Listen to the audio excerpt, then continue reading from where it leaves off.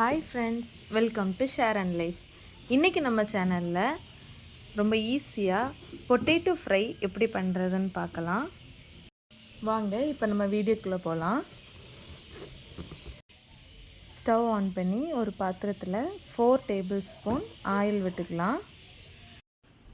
எண்ணெய் சூடானதும் இதில் நம்ம கட் பண்ணி வச்சுருக்கிற பொட்டேட்டோவை ஆட் பண்ணிக்கலாம்.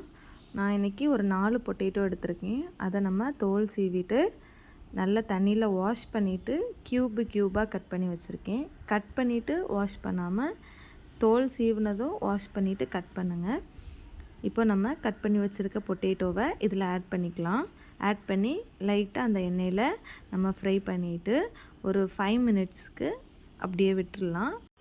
அடிக்கடி லைட்டாக நம்ம கிளறி மட்டும் விட்டுக்கலாம். 5 மினிட்ஸ்க்கு அப்புறம் நமக்கு லைட்டாக கோல்டன் ப்ரௌன் கலரில் நமக்கு பொட்டேட்டோ ரெடி ஆகிரும். இப்போ நம்ம இந்த பொட்டேட்டோக்கு தேவையான மசாலாஸ் ஆட் பண்ணிக்கலாம். ஃபஸ்ட்டு இதுக்கு தேவையான உப்பு ஆட் பண்ணிக்கலாம். அதுக்கப்புறமா 1/4 டேபிள் ஸ்பூன் மஞ்சள் தூள், 1/2 டேபிள் ஸ்பூன் மிளகாய்த்தூள், 1/2 டேபிள் ஸ்பூன் கரம் மசாலா,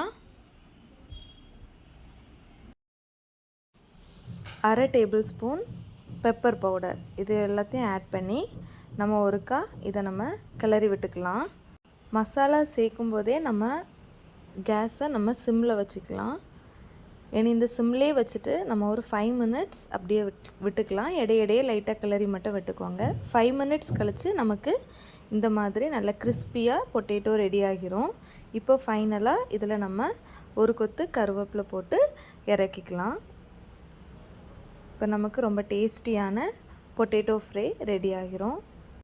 இந்த வீடியோ உங்களுக்கு பிடிச்சிருந்தனா மறக்காமல் லைக் பண்ணுங்கள், ஷேர் பண்ணுங்கள், சப்ஸ்கிரைப் பண்ணுங்கள். தேங்க்ஸ் ஃபார் வாட்சிங்.